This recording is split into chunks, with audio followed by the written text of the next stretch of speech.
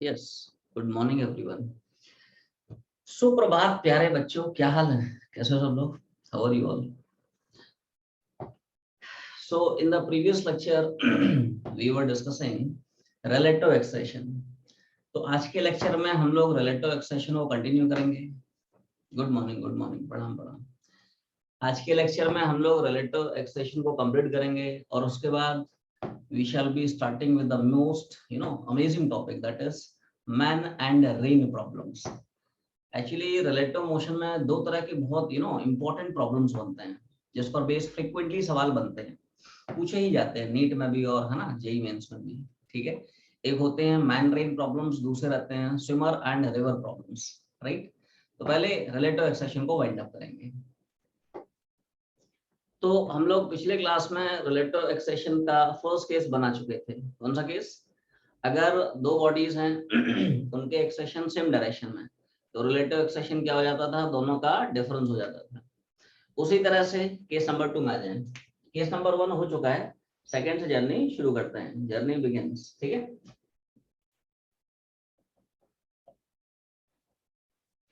If relative expressions are in opposite direction. मान ले दोनों बॉडीज के जो एक्सेलरेशंस है वो अपोजिट डायरेक्शन में। अब अपोजिट में भी उसी तरह से दो केसेस बन सकते हैं। कौन कौन से?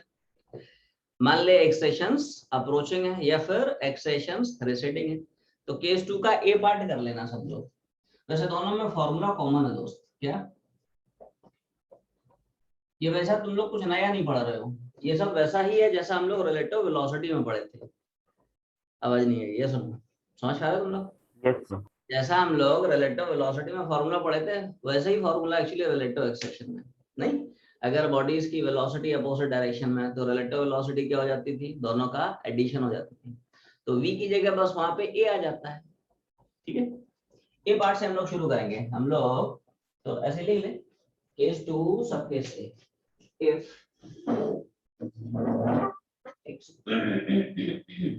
if accelerations are approaching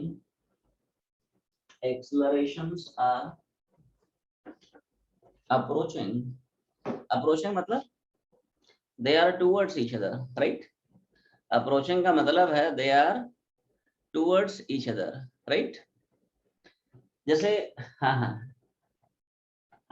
देखो, जैसे मान ले दो पार्टिकल्स हैं, पार्टिकल 1 पार्टिकल 2, इसका एक्सेशन मान ले a1 इधर है, इसका एक्सेशन मान ले a2 इधर है। इसको बोलता है अप्रोचिंग एक्सेशंस हैं। अप्रोचिंग मतलब they are towards each other. Clear है?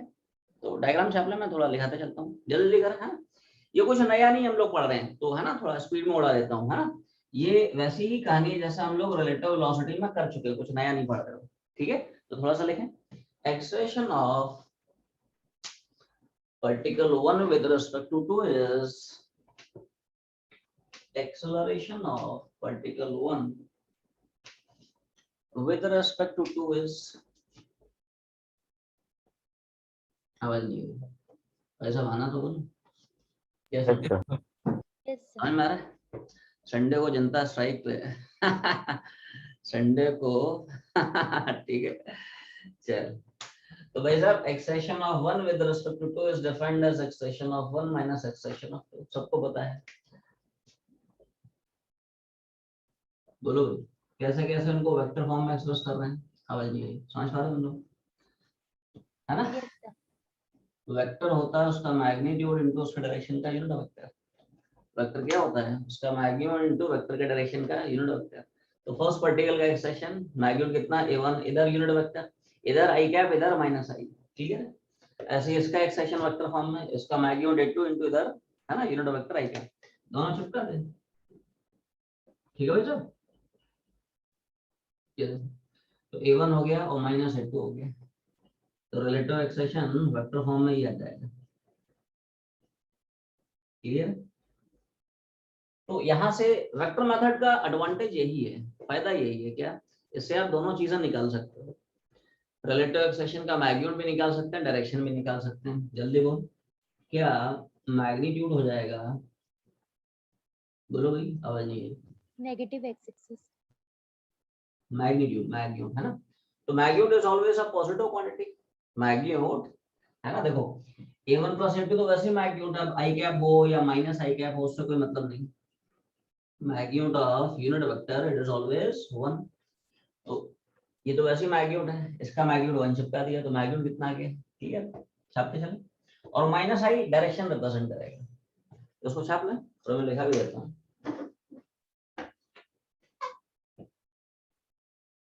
बोलो भाई, चल रहा है, हो गया ठीक है। तो डायरेक्शन में थोड़ा सा लिखोगे सब लोग, डायरेक्शन के बारे में लिख लें। Direction of acceleration of one, direction of acceleration of one with respect to two, direction of acceleration of one with respect to two is along the negative x-axis, is along minus आई है ना, is along negative x-axis। तो देखो ऐसा है, कैसा minus आई क्या बता रहा है कि इस पार्टिकल का जो एक्सेशन है इस पार्टिकल के रेस्पेक्ट में उसकी डायरेक्शन क्या है माइनस आई, माइनस आई मतलब it is along negative x axis. Feel कर थोड़ा सा, देखो बैठे बैठे नहीं आएगा है ना, थोड़ा सा एफर्ट्स डालने पड़ेंगे तुम्हें है ना तुम सोचो बैठे बैठे है ना, ठीक है तो थोड़ा सा मेहनत करनी पड़ेगी है ना। तो देखो सोच के देख, प्रैक्टिकली फील कर, ये इधर जा रहा है, ये इधर जा रहा है, तो क्या इसको लगेगा ये इधर आ रहा है, ये सुनो। The point I am trying to make here is this is the direction of acceleration of one with respect to, सोच रहे ऐसे नहीं आएगा, थोड़ा सा विजुअलाइज करना पड़ेगा, थोड़ा सा समझ है ना। ये इधर जा रहा है और ये इधर आ रहा है, तो उसको लगेगा ये इधर आ रहा है। जैसे एक छोटा सा सैंपल दिखाता हूँ जैसे मान ले एक छोटा सा सैंपल लेते हैं, जैसे मान ले दो पार्टिकल्स हैं, ये मान लो 2 से इधर जा रहा है, ये मान लो 5 से इधर जा रहा है, बात समझ ना। तो क्या इसको लगेगा ये 7 से इधर जा रहा है, ये सुनो अब नहीं, यस सर, यस थोड़ा फील कर है ना। ये देख ये इधर जा रहा है और ये इधर जा रहा है, तो इसको लगेगा ये इधर ही आ रहा है, ऐसा ऐसे एग्जांपल छाप ले। फिर इसका बी पार्ट तुम लोगों को बता देता हूँ। इसका एक और सब केस बन सकता है, हो सकता है एक्सेशंस रिसीडिंग हो, moving away from each other है ना। तो सब लोग बी पार्ट में लिखें,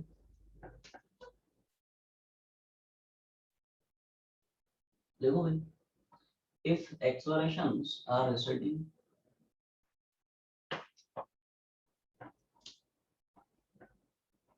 if accelerations are receding,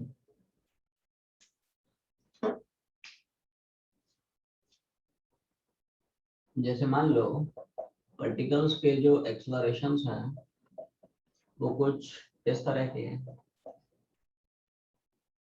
किस तरह के, जैसे मान ले पार्टिकल नंबर 1 है वो A1 से इधर भाग रहा है, पार्टिकल नंबर 2 है ये A2 से इधर भाग रहा है, ठीक है। इसको बोलते हैं रेसिडिंग, रेसिडिंग मतलब moving away from each other, this is called as approaching, moving towards each other. बाकी है दोनों में एक्सेशंस अपोजिट डायरेक्शन में, ये देखो इसमें भी देयर एक्सेशंस आर अपोजिट, और ये देखो इसमें भी their accelerations are in opposite direction, ठीक है। तो उसी तरह से लिखते चलो, डायग्राम छाप लो, लिखा है तो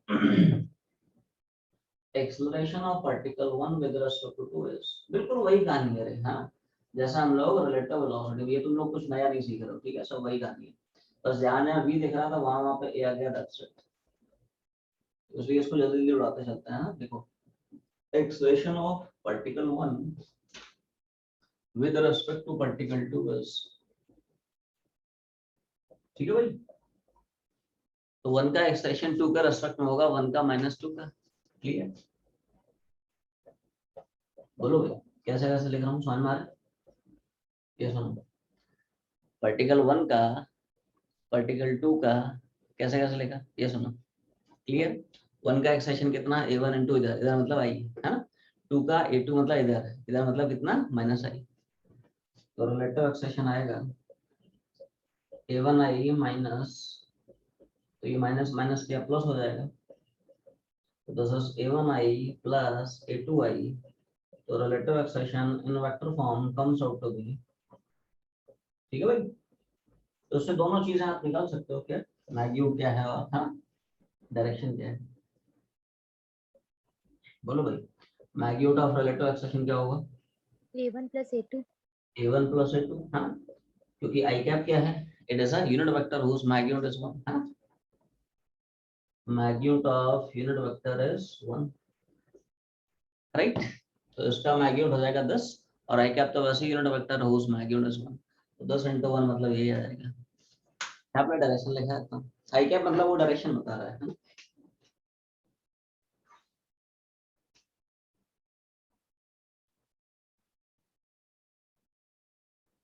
बोलो इतना चाहिए। Yes, sir. Yes, sir. तो लिख लो direction of acceleration of one, direction of acceleration of one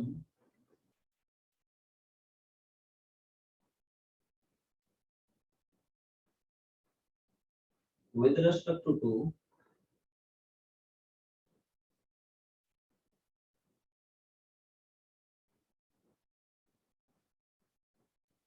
direction of acceleration of one with respect to two is along positive x-axis, is along positive x-axis, is along positive x-axis। तो direction को उसी तरह से थोड़ा सा तुम लोग feel कर सकते हो, डायरेक्शन जो है उसी तरह से हम लोग थोड़ा सा फील कर सकते हैं, है ना। आई क्या यही बता रहा है क्या कि वन का एक्सेशन टू का रेस्पेक्ट में आई मतलब पॉजिटिव एक्स एक्सिस है। सोच के देख इसको क्या लगेगा, भाई ये इधर जा रहा है ये इधर जा रहा है, तो उसको लगेगा ये उधर ही उधर जा रहा है।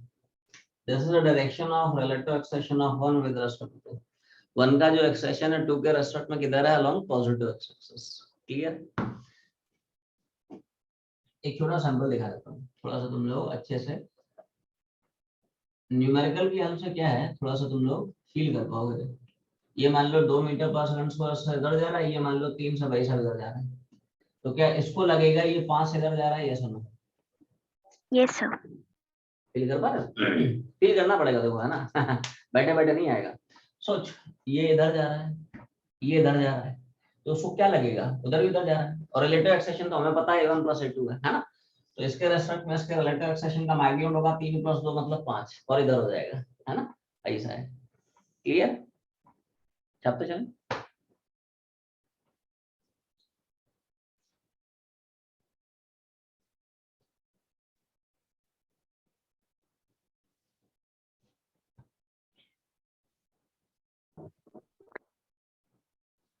बोलो भाई इतना हो गया। Yes, sir. Yes, sir. अब देखो फिर से वही कहानी क्या, जैसे हम लोग रिलेटिव वेलोसिटी में पढ़े थे, क्या पढ़े थे, रिलेटिव वेलोसिटी में हमने देखा कि ये जो फॉर्मूले होते हैं ए रिलेटिव बराबर a1 - a2 या ए रिलेटिव बराबर a1 + a2, इनकी वैलिडिटी तभी तक होती है, कब तक, जब तक दोनों पार्टिकल्स के जो एक्सेलरेशंस हैं ये लाई करें along line joining both the particles. समझ पा रहे हो, ये जो फॉर्मूला है ना a1 - a2 a1 + a2, देखो नोट वहां से वो लिखा दिया तुम लोग मॉड्यूल में भी, है ना, रेफर करते चलो। ठीक है, देख जैसे मान लो तुम बोलते हो कि भाई दो पार्टिकल्स हैं, they are moving in same direction, ठीक है भैया, तो क्या यहाँ पे तुम लोग देख पा रहे हो दोनों पार्टिकल्स के जो एक्सेशन है क्या लाई कर रहे हैं, ये देखो this is the line joining both the particles. आवाज नहीं है, ये सुनो, दिस इज द, ये पार्टिकल 1 ये पार्टिकल 2, ये line joining both the particles है, और दोनों पार्टिकल्स के एक्सेशन क्या तुम्हें दिख रहे हैं, they lie along line joining both the particles. तभी तक तुम लोग ये वाला फॉर्मूला घुमा सकते हो। कौन सा formula, a1 - a2 a relative बराबर, ऐसे ही बाकी जैसे this is the line joining both the particles, ये दो पार्टिकल्स हैं, दोनों पार्टिकल्स के एक्सेशंस मान लो अपोजिट डायरेक्शन में, अप्रोचिंग है या फिर रिसेटिंग है, तो अप्रोचिंग मतलब ऐसा हो जाएगा, रिसेटिंग मतलब ऐसा हो जाएगा, ये कहानी है ना। तो यहाँ पे भी देख पा रहे हो एक्सेशन, यहाँ पे भी देख पा रहे हो दोनों के एक्सेशंस क्या हैं, they are in, they lie along same line. Clear, ऐसा है। तो यहाँ पर रिलेटिव एक्सटेंशन तुम घुमाते हो, या मान लो receding, this is the line joining both the particles, particle number 1 है, पार्टिकल नंबर 2 है। यहाँ पे मान ले पार्टिकल्स जो है, क्लियर, रेसिडिंग है, रेसिडिंग एक्सटेंशंस हैं। रेसिडिंग मतलब their extensions are in opposite directions, clear. तो यहाँ पे भी तुम लोग नोटिस कर पा रहे हो, हाँ, यहाँ पे तुम लोग देख पा रहे हो कि दोनों के जो एक्सटेंशंस हैं they are in opposite direction, और दोनों के दोनों ऑफ कोर्स लाई कर रहे हैं, दोनों के एक्सटेंशन लाई कर रहे हैं along line joining both the particles. तभी तक तुम लोग ये फॉर्मूला, दोनों में सेम फॉर्मूला है ना, चाहे एक्सटेंशन अप्रोचिंग चाहे एक्सटेंशन रेसिडिंग, ठीक है, ऐसा है। तो ध्यान रखें इन फॉर्मूलों की वैलिडिटी तभी तक होती है जब तक पार्टिकल्स के जो एक्सटेंशंस हैं ये लाई कर रहे हो along line joining both the particles. But अगर पार्टिकल्स के extension they do not lie along line joining particles, they do lie in different directions। जैसे मान लो say for example particle number 1 है, पार्टिकल नंबर 2 है। मान लो 1 भाग रहा है A1 से, ठीक है, at an angle let's say θ1 with the, है ना, line joining both the particles. 2 भाग रहा है मान लो A2 से at an angle θ2 with the same line joining both the particles. तो बता दोनों एक्सटेंशंस सेम डायरेक्शन में क्या दोनों के एक्सटेंशन अपोजिट डायरेक्शन में? तो ऐसे केस के लिए you can not use this formula. तो ऐसे केस के लिए दोनों मेथड्स हैं, वेक्टर मेथड से भी बना सकते हो, जनरल फॉर्मूला भी है। याद आया तुम लोगों को? क्या ऐसे ही हम लोग सवाल एक रिलेटिव वेलोसिटी में भी डील कर चुके हैं, जैसे पार्टिकल्स डिफरेंट डायरेक्शन में। तो पहले इतना छाप लो, ठीक है, फिर इसी को हम लोग एज केस नंबर 3 डिस्कस करेंगे, है।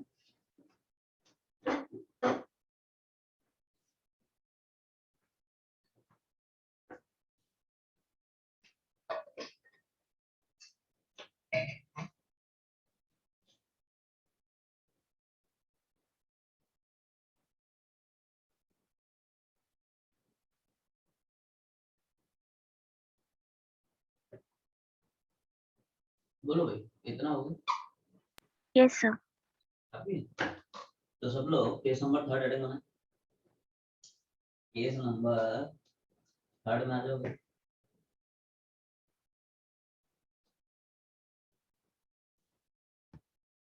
केस नंबर 3 में अटेंड करना है।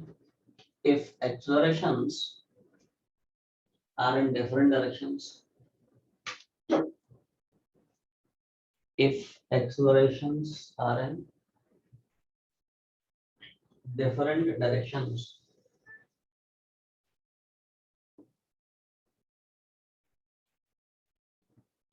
okay, accelerations are in different directions, इसी को केस नंबर 3 मान लेते हैं, इसी को केस नंबर 3 पकड़ के चलते हैं। क्या दोनों जो पार्टिकल्स हैं उनके जो एक्सटेंशंस हैं they do not lie along line joining the particles, they lie in different direction. जैसे मान ले फर्स्ट पार्टिकल A1 से भाग रहा है at an angle θ1 with the line joining both the particles. Second वाला मान लो A2 से भाग रहा है at an angle θ2 with the line joining both the particles. तो इसमें भी वही अप्रोच वही होगी, मेथड वही है, वेक्टर वाला मेथड, है ना। क्या कि भाई extension of 1 with respect to 2, ठीक है। तो मैं डायरेक्टली लिख रहा हूँ, तुम लोग भी डायरेक्टली समझो, है ना। तो देखो क्या सबको पता है, extension of 1 with respect to 2 is extension of 1 minus extension of 2, clear.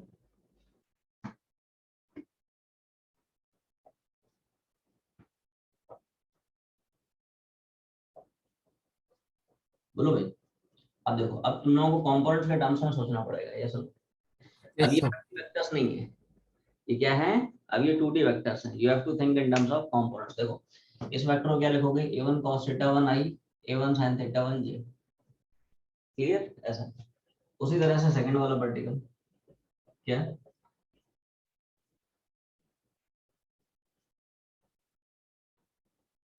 Clear, a2 cos θ2 plus i, a2 sin θ2 minus j, ये सुनो, a2 cos θ2 plus i, Yes, sir.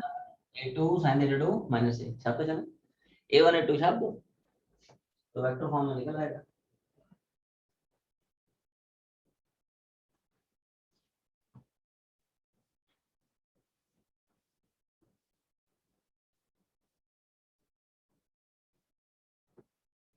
बोलो भाई, चल रहा है, हो गया डन सर। अभी। अब देखो, तो अब इनकी वैल्यू छाप रहा हूँ, देखो A1 और A2। तो ये भी तो तुम लोग कुछ नया नहीं पढ़ा रहे हो, है ना? ये सब बिल्कुल सिमिलर कहानी है, जैसे हम लोग रिलेटिव वेलोसिटी में पढ़ चुके हैं, है ना?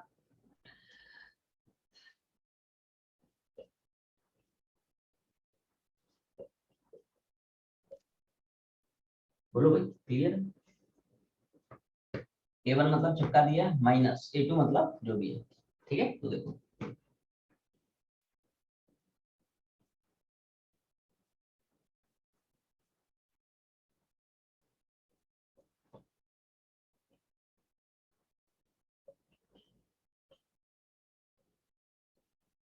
बोलो भाई, इतना क्लियर है? क्या किया? नहीं, ये माइनस कर दिया और ये माइनस माइनस प्लस कर दिया। आई कैप के टर्म्स अलग से कलेक्ट कर लो, जे कैप के अलग से कलेक्ट कर लो।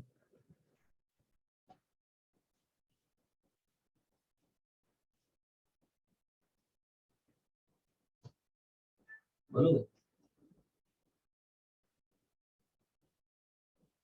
समझ आ गई? Yes, sir. देखो ऐसा है, इन दोनों में से आई कैप बाहर निकाल दिया, तो देखो, तो इधर से कितना A1 cos थीटा 1, इधर से माइनस A2 cos थीटा 2, और इन दोनों में से जे बाहर निकाल लिया, तो इधर से A1 sin theta 1, A2 sin theta 2। Clear है? अब ये वही वेक्टर फॉर्म में आ गया। अब इसका मैग्नीट्यूड भी निकाल सकते हैं, डायरेक्शन भी निकाल सकते हैं। तो मैग्नीट्यूड निकालने का वही रास्ता अंडर रूट का, थोड़ा सा लेंदी जाएगा, उस पेशेंस समझना, ठीक है? तो देखो मैग्नीट्यूड हो जाएगा क्या, रिलेटिव एक्सेशन का,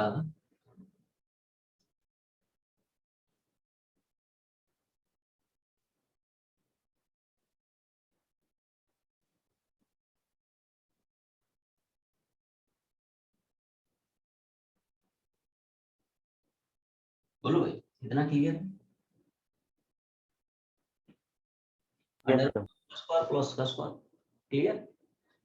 बाकी इसको थोड़ा सा खोल के अच्छे से सिंप्लीफाई करते हैं। पहले इतना छापो, पहले इतना छापो।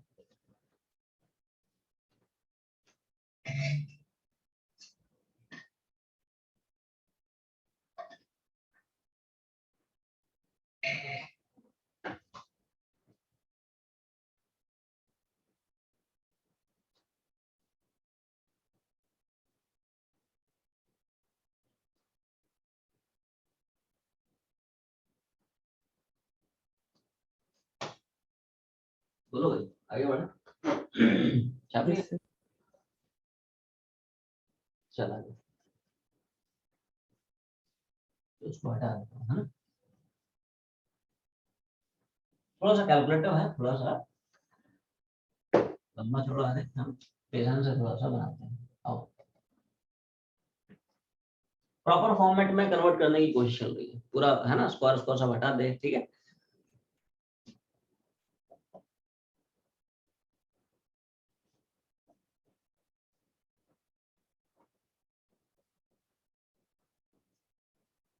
बोलो, क्लियर है? ठीक है, A square plus B square minus 2ab, समझ आ रहा है? इसका स्क्वायर प्लस का square minus 2 is of, clear? और वही गानी फॉर नेक्स्ट टर्म।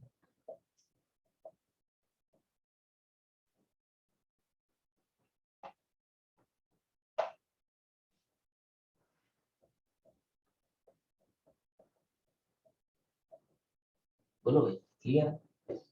इसका स्क्वायर प्लस का square plus 2 is of the centimetre, clear? तो is of a1 into a2 into sin theta 1 sin theta 2। बता, इस टर्म में, इस टर्म में व्हाट इज कॉमन देयर?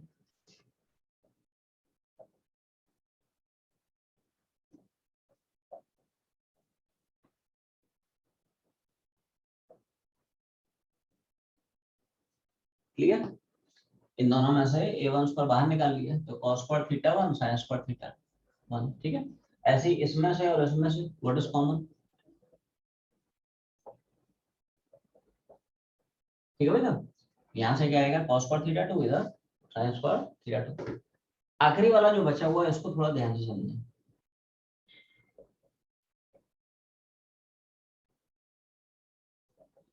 बोलो भाई, क्या ये बात समझ में आ रही? माइनस लिया प्लस नहीं, ये देखो -2a1a2 कॉमन, तो यहाँ से ये आएगा और यहाँ से माइनस आ जाएगा, ये बात समझ में आ रही है। मल्टीप्लाई करके क्रॉस चेक करके देख सकते हैं, ये देखो ये मल्टीप्लाई करेगा माइनस आएगा, ये मल्टीप्लाई करेगा माइनस माइनस प्लस हो जाएगा। बता what does this term represent? cos of theta 1 plus theta 2. Theta 1 plus theta 2। cos of a plus b क्या पड़ता है? cos a into cos b minus sin a sin b। cos में उल्टा होता है ना? cos a माइनस b क्या होता है? cos a cos b plus sin a sin b। sin में सीधा सीधा होता है, sin a प्लस b क्या है? sin a into cos b plus cos a into sin b। Remember trigonometric lecture 1, ये सब लाइव नहीं पढ़ाया था बट तुम लोगों को रिकॉर्डेड लेक्चर्स भेजे थे, याद है? अच्छा ये सब 1 हो जाएंगे, sin पर थीटा है ना, cos पर थीटा, ये सब 1 उड़ा दे तो देखो तो थोड़ा रेड्यूस हो जाएगा, है ना? और क्या है फॉर्मूला जो है तुम लोगों का थोड़ा सा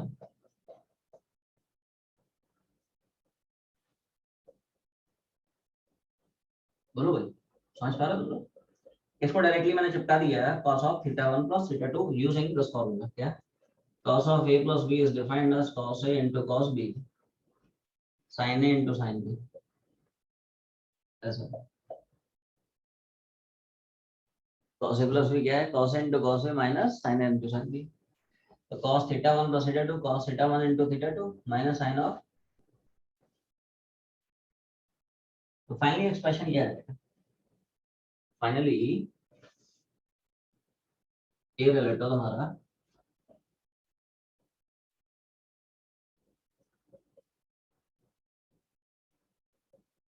लेकिन नोटिस कर पा रहे हो तुम लोग, बहुत लंबा चौड़ा मेथड हो गया ये जो वेक्टर वाला मेथड है ना, इट्स टू लेंथी एक्चुअली, बहुत लंबा चौड़ा मेथड हो गया, राइट? इस सवाल को तुम लोग एक लाइन में उड़ा सकते हो, तो उसके लिए हम लोग जनरल फॉर्मूला पढ़ने वाले हैं, पहले इतना चाहते हैं।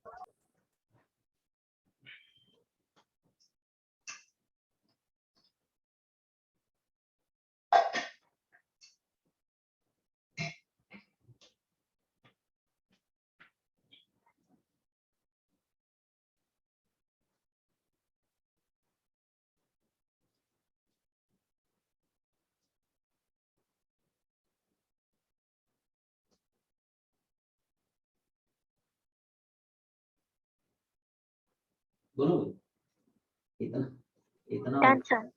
अभी चलो अच्छा, तो सब लोग एक मस्त स्टडी बनाए।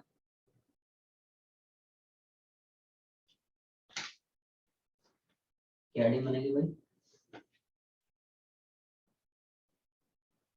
General formula to determine relative acceleration.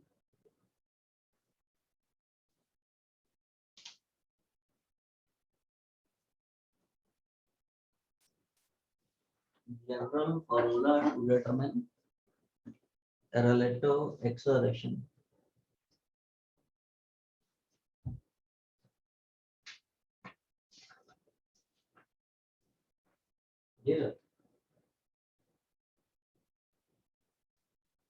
General formula to determine relative acceleration, तो बिल्कुल सिमिलर कहानी है जैसा हम लोग general formula to determine relative velocity पढ़ेंगे।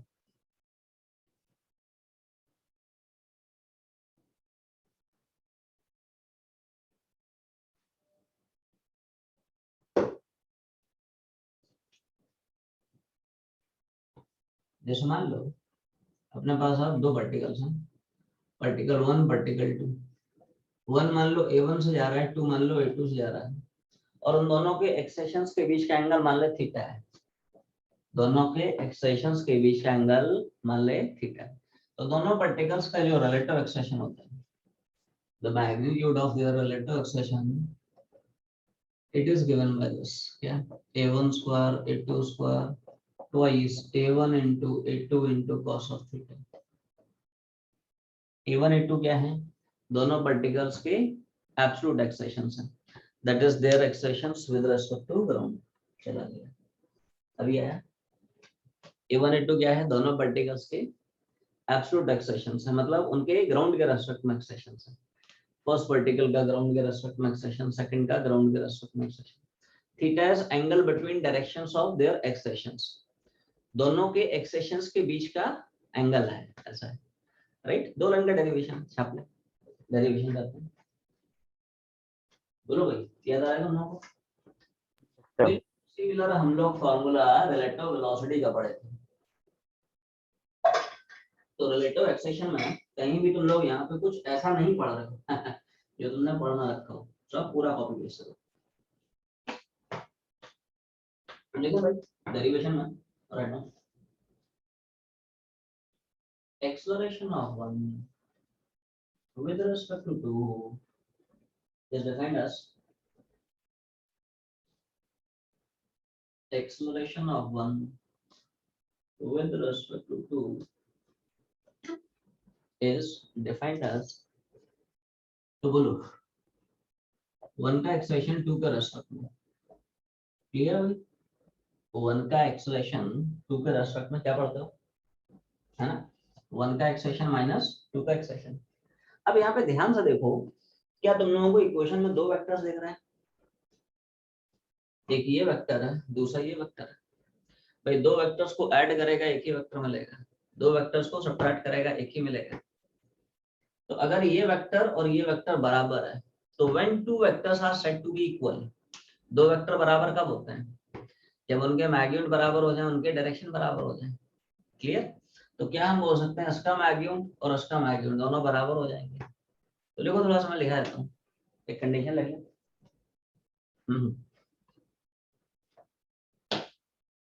Two vectors are said to be equal when two vectors are said to be equal when their magnitude and direction is same. Their magnitude and direction is same. Magnitude and direction is same.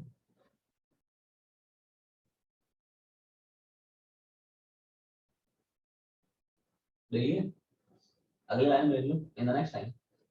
Hence, the magnitude of relative acceleration. Hence, the magnitude of relative acceleration. Magnitude of relative acceleration is same as the magnitude of subtraction of two vectors is same as the magnitude of subtraction of two vectors.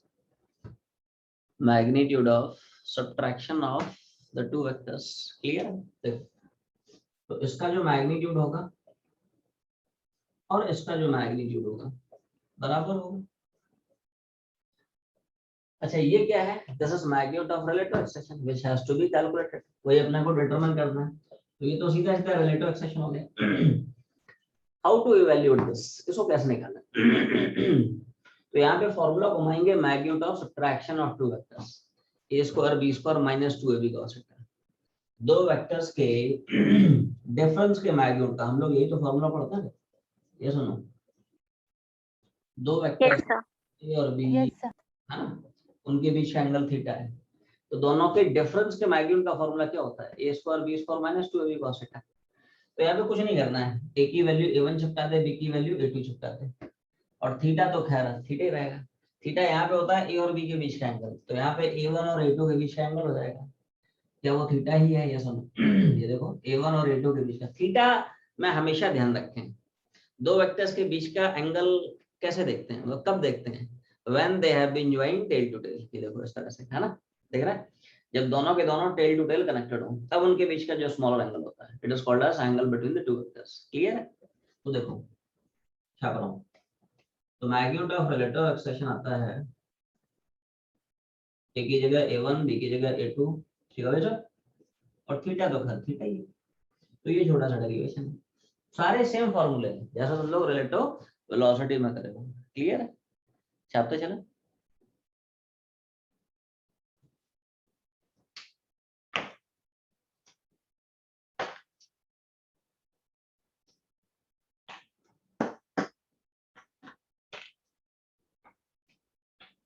बोलो भाई, कितना होगी? Yes, sir. Yes, sir. अब अभी अभी थोड़ी देर पहले तुम लोगों को जो सवाल बताया ना, वो लंबा चौड़ा मेथड हो गया था वेक्टर मेथड से, नहीं? उसी सवाल को अगर इस मेथड से बनाएगा ना तो एक लाइन में पड़ जाएगा है ना? उसी सवाल को, तो देखो इसका एक छोटा सा सैंपल दिखा देता हूँ, है ना? How to use this formula. जैसे हम लोग अभी भी थोड़ी देर पहले ये सवाल बनाया था। क्या सवाल था? दो particles, particle 1, particle 2.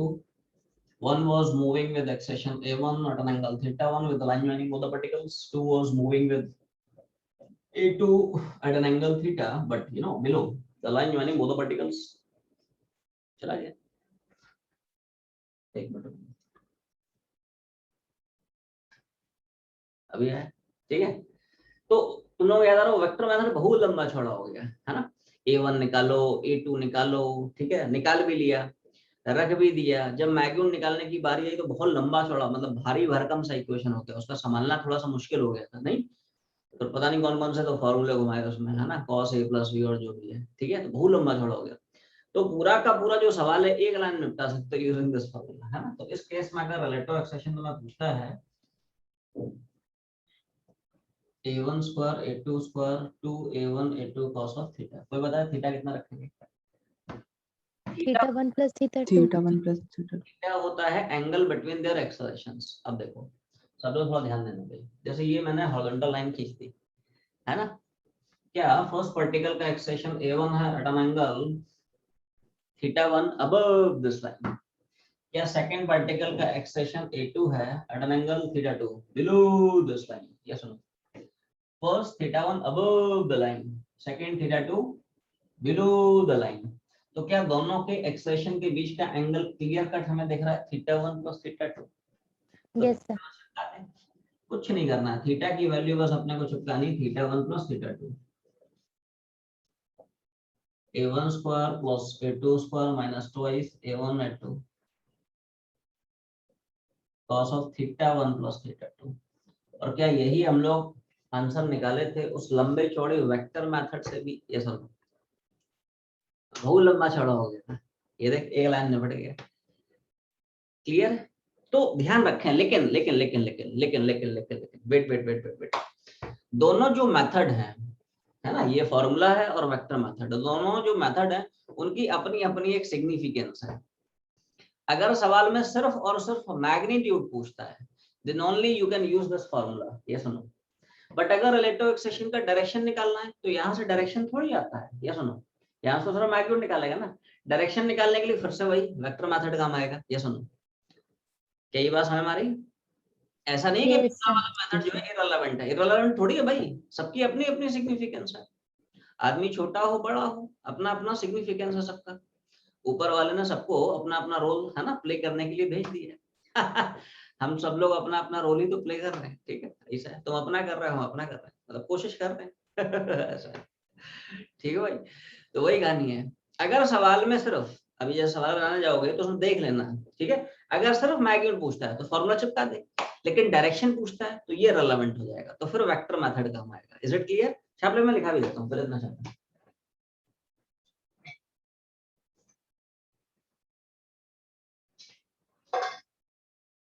बोलो भाई, इतना हो गया? Yes, sir. Yes, sir. तो सब लोग एक स्टार बना के छोटा सा पॉइंट लिख लो, स्टार बना के एक छोटा सा पॉइंट लिखो। In order to determine, in order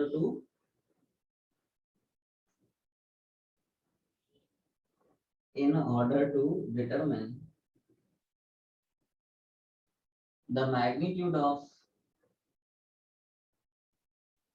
the relative acceleration, magnitude of relative acceleration,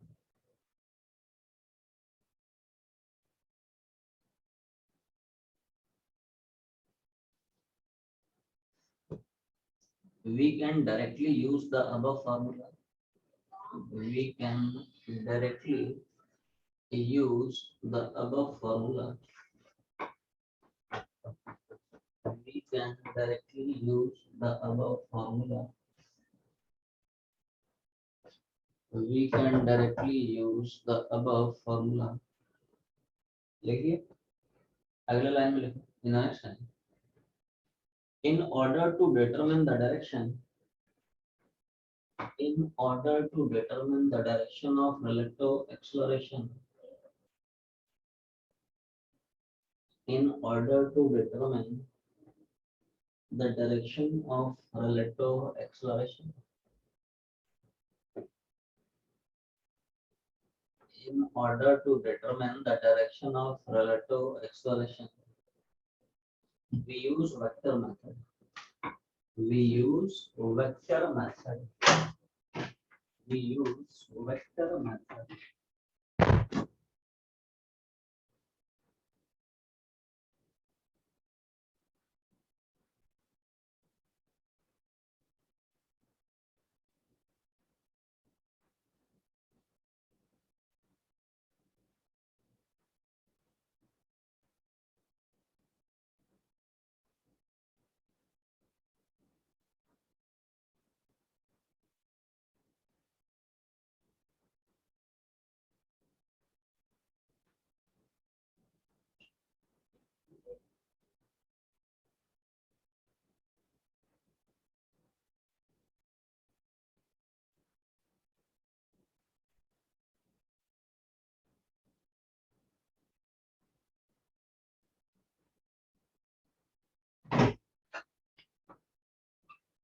चलो भाई इतना हो गया। अब ये जो एक्सप्रेशन हम लोग पढ़े हैं, this is true in general for any value of theta. किसी भी वैल्यू ऑफ थीटा के लिए हम लोग ये फॉर्मूला घुमा सकते हैं। जैसे मान लो हम लोग फर्स्ट टू केसेस पढ़े हैं कि मान लो एक्सप्रेशन सेम डायरेक्शन में या दोनों एक्सप्रेशंस अपोजिट डायरेक्शन में, तो बोल सकता हूँ सेम डायरेक्शन के लिए ऐसे में थीटा 0 चिपका दे, अपोजिट डायरेक्शन के लिए ऐसे में थीटा को 180 चिपका दे, तो वही रिलेशंस आ जाएंगे जो हम लोग वेक्टर मेथड से बनते हैं। ये सुनो। Yes, sir. पॉइंट ये बोल रहा हूँ, जैसे मान लो अगर एक्सेशन सेम डायरेक्शन के, अगर जो एक्सेलरेशंस हैं वो एक ही डायरेक्शन के, क्लियर है? ऐसा है, तो यहाँ पे दोनों एक्सेशंस के बीच का थीटा कितना दिख रहा है? क्लियर भाई। अगर वेक्टर सेम डायरेक्शन के तो हम लोग पढ़ चुके ना वेक्टर्स में, ये देखो थीटा कुछ दिख रहा है क्या? ये दोनों वेक्टर एक ही डायरेक्शन के। भाई डिफरेंट डायरेक्शन करेगा तब तो थीटा दिखेगा, सेम डायरेक्शन में थीटा 0, ऐसा है। क्लियर? तो कुछ नहीं करना है, सेम फॉर्मूला घुमाना है, उसी में थीटा को 0 चिपका दे। twice a1 into a2 into cos of, तो cos 0 की वैल्यू 1 हो जाएगी। It is under root of a1 square a2 square minus twice a1 into a2 cos 0 1 हो जाएगा।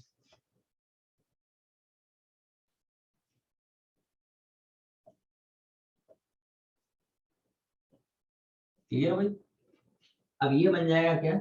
Under root of a1 minus a2 का whole square, तो whole square से root जो है उड़ जाएगा, तो यहाँ से रिलेटिव एक्सप्रेशन का मैग्नीट्यूड ये आ जाएगा। तो क्या ये फॉर्मूला वही है जो हम लोग वेक्टर मेथड से निकाले थे? ये सुनो, क्लियर है? छाते हैं तो वैसे ही अपोजिट डायरेक्शन क्या है भाई? सिर्फ थीटा की वैल्यू तुम्हें चेंज करनी है।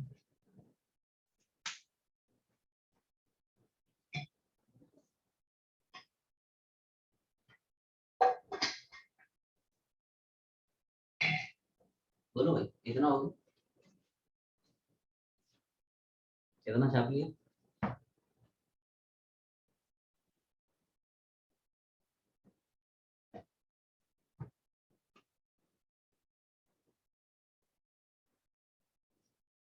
अपोजिट डायरेक्शन में भी वही दो केसेस हो सकता है, अप्रोचिंग हो सकता है रिसीडिंग हो। तो देखो चाहे अप्रोचिंग मान लो चाहे रिसीडिंग पकड़ लो, क्या इन दोनों सिचुएशन में थीटा की वैल्यू तुम्हें 180 दिख रही है? ये सुनो Yes, sir. भाई, किसी भी वेक्टर को हम लोग एरो के हेल्प से डिनोट करते हैं। एरो का लेंथ बताता है वेक्टर का मैग्नीट्यूड, एरो का हेड बताता है वेक्टर का डायरेक्शन। तो देखो यहाँ पे ध्यान से देखो, एरो का हेड किधर जा रहा है? वेस्ट। यहाँ पे देखो एरो की हेड किधर जा रही है? ईस्ट। तो अपोजिट हो गए ना भाई, दोनों के बीच का थीटा 180। यहाँ पे तो खैर क्लियर कट दिख रहा है, एक ईस्ट में भाग रहा है ना, एक वेस्ट में भाग रहा है, थीटा कितना है? 180। तो उसी फॉर्मूले में थीटा को 180 चिपका देगा। मॉड्यूल में भी वैसे पढ़ते चल, वो सब केसेस लिखा दिए। अब जी बोलो भाई, cos 180 कितना? माइनस cos 180 इज, तो वो याद नहीं है तो ऐसा निकाल सकता है, 180 को लिख लेना 180 माइनस 0।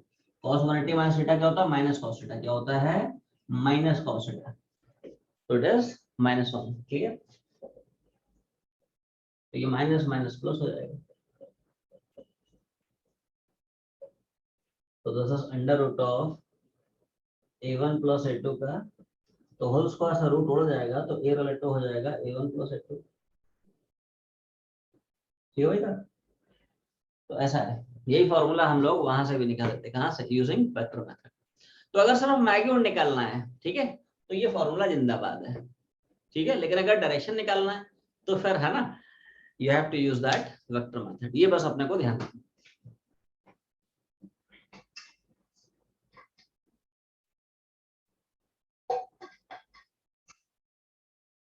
बोलो भाई, इतना हो गया? Yes, sir. Yes sir. Okay. चलो बहुत अच्छा। So this is all we have for relative acceleration. सब लोग रोटी पाँच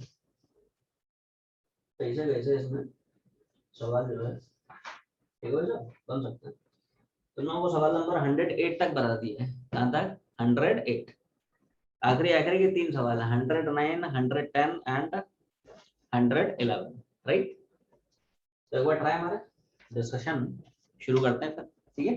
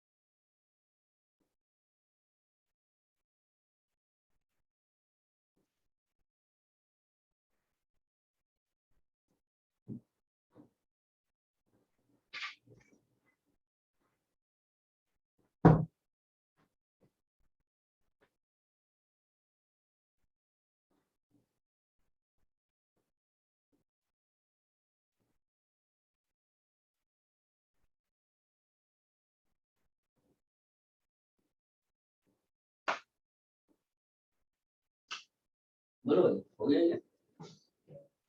Yes, sir.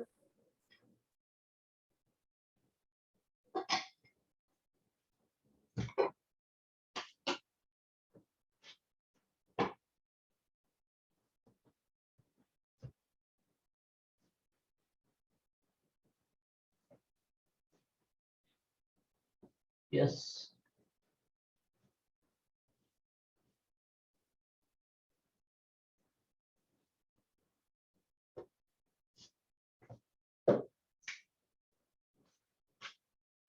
तो इसमें जो है सवाल नंबर, बोलो भाई।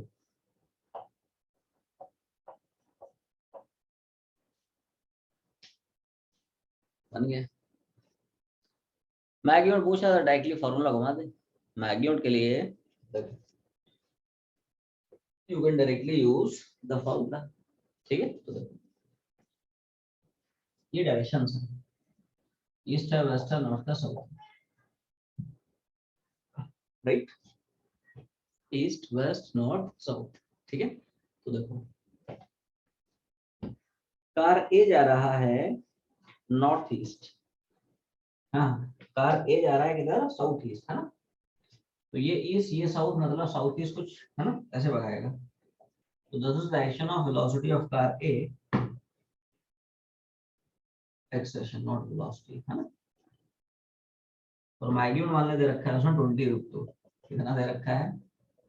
और कुछ नहीं गिवन है तो हम लोग मान के चलेंगे साउथ ईस्ट मतलब make an angle of 45 degree इधर विद, है ना, ईस्ट डायरेक्शन और विद साउथ डायरेक्शन। ठीक है, बी को चला रहा है वेस्ट, वेस्ट मतलब this is direction of velocity, acceleration not velocity, acceleration of B, और मैग्नीट्यूड मान लो, ठीक है भाई? क्या पूछ रहा है बता, दोनों का मैग्नीट्यूड पूछ रहा है, मैग्नीट्यूड ऑफ रिलेटिव एक्सेलेरेशन।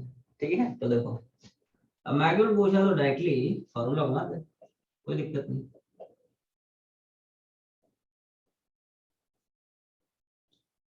तो A1 और A2 दोनों पता ही है, ठीक है? बोल थीटा कितना रखेंगे? 135. थीटा में बस थोड़ा सा ध्यान रखना, थीटा मेरे गड़बड़ मत करना, है ना? थीटा थोड़ा सा ध्यान रखना। बोलो कितना रखोगे? एंगल बिटवीन देयर एक्सेलरेशंस, तो थोड़ा ध्यान दो। एक पार्टिकल का एक्सेलेरेशन इधर है, दूसरे पार्टिकल का एक्सेलेरेशन इधर है ना? ये देखो, क्या ये दोनों के दोनों vectors tail to tail connected है? बिल्कुल है। ये देखो, इस वेक्टर की टेल है, इस वेक्टर की टेल है, तो दोनों के बीच का this is the small angle between the two vectors. और ये एंगल कितना होगा? ये पूरा एंगल, है ना, ये पूरा एंगल, तो पूरा 135 डिग्री। उसमें से 45 हटा दें, 180 minus 45 that will give you 135। 180 minus 45 मतलब 135। बोलो भाई cos 135 कितना होगा, -1/√2. है ना? तो देखो कितना हो जाएगा, निकाल सकते हो, है ना? जैसे मान लो इसकी वैल्यू तुम्हें नहीं पता है, कितना वैल्यू डायरेक्टली याद रखोगे, है ना? तो निकालना सीख लो बस। cos ऑफ 135 को लिख ले, cos ऑफ 180 माइनस, ठीक है, और मैं पता है cos 180 minus theta minus cos theta, sin 180 minus theta plus sin theta, है ना? तो ये हो जाएगा माइनस cos थीटा। ठीक है भाई, और cos 45 पता ही है, तो वैल्यू कितनी है, -1/√2 चिपका दे, हो जाएगा। सिंपल कैलकुलेशन, कितना आएगा बोल? ये 400, ये 2, ये 400 और ये, है ना, जो भी है मतलब चिपका दिए, तो बोल कितना होगा? 800। 100/2,000. और ये माइनस माइनस प्लस हो जाएगा, कितना आएगा बोल? ये आएगा ना, तो अंडर रूट ऑफ कितना हो जाएगा बोल? 2,000. 2000 आ जाएगा। अच्छा 2000 को क्या हम ऐसे भी ले सकते हैं? 2000 को आवाज नहीं है, ये सुनो, एक ही बात है, 400 का रूट। Yes, sir. सवाल नंबर, हाँ बोलो भाई, नेक्स्ट वाला भी वैसे ही है। सवाल नंबर बन गया होगा, कोई शक नहीं, ठीक है, वैसा ही है।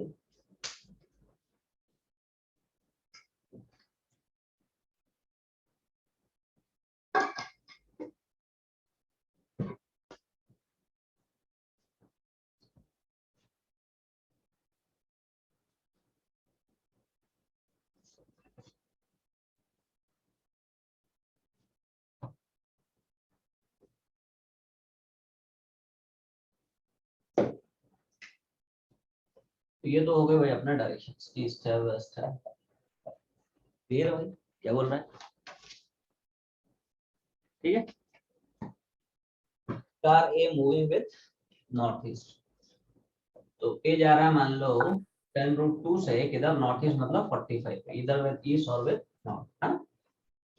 बी भाग रहा है 10 से ईस्ट में, है ना, तो this direction of velocity of B, किससे, 10 से भाग रहा है ईस्ट में, ईस्ट मतलब इधर, है ना।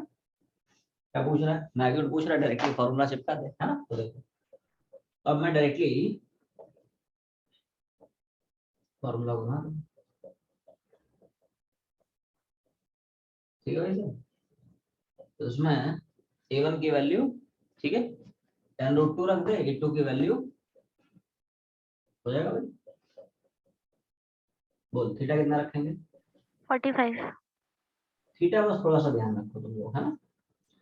देखो this is the direction of acceleration of A, this is direction of acceleration of B, और बोथ द वेक्टर्स, हमेशा ध्यान रखना दोनों vectors tail to tail connected होना चाहिए, तब उनके बीच का जो स्मॉलर एंगल होगा it is called as angle between two vectors, तो है ना, they have been joined tail to tail, कोई दिक्कत नहीं है ना, तो थीटा 45, और सिंपल कैलकुलेशन है,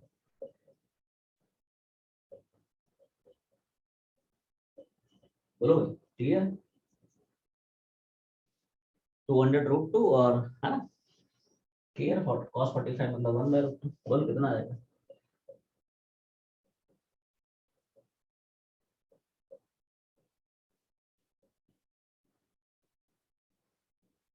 तो ये दोनों तो डायरेक्टली फॉर्मूला बेस हो गए।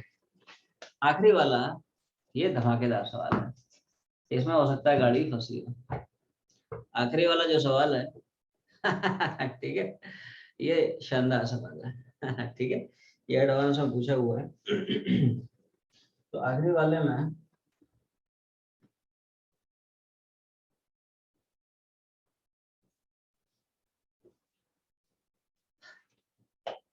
बोलो तो ना इसमें गाड़ी फंसी होगी तुम्हारी। क्वेश्चन नंबर 109 में, हाँ क्या पूछ रहा है निकेत,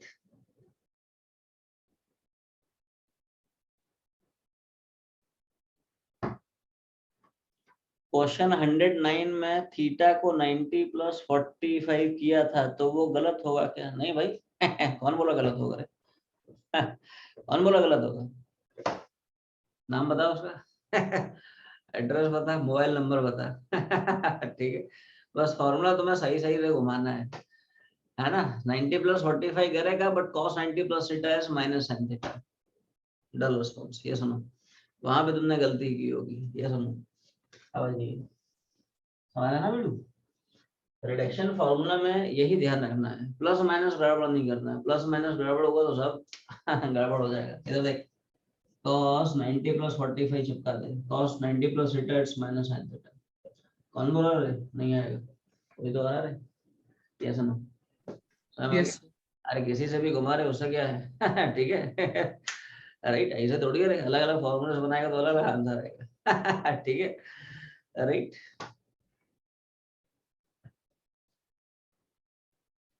तो भाई साहब आखिरी वाला ये बढ़िया सवाल है ठीक है, देखो तुम लोग हमेशा ध्यान रखो, एडवांस के जो पुराने सवाल होते हैं ये डेफिनेटली पक्की बात है मेंस में पूछता है, और एडवांस के जो थोड़े ज्यादा पुराने हो जाते हैं वो नीट में पूछता है, ये हर साल का ट्रेंड है, हर साल तुम लोग पेपर उठा के देखो, जेई मेंस में 3, 4, 5 सवाल ऐसे मिल जाएंगे जो प्रीवियस ईयर, है ना, एडवांस के सवाल हो, या तो एग्जैक्टली सेम सवाल या सिमिलर सवाल हो, ऐसे नीट का पेपर उठाना, हर साल 3 से 5 सवाल मिल जाएंगे जो ऐसे सवाल हैं जो प्रीवियस ईयर एडवांस में पूछे गए हैं या तो एग्जैक्टली सेम या फिर सिमिलर सवाल, ठीक है, ये ट्रेंड है, और 3, 4 सवाल मतलब ऑन एन एवरेज 3 और 5 का एवरेज अगर निकालो 3 + 5/2, हाँ हाँ बिल्कुल बिल्कुल बिल्कुल ठीक है, हाँ हाँ बिल्कुल बिल्कुल बिल्कुल।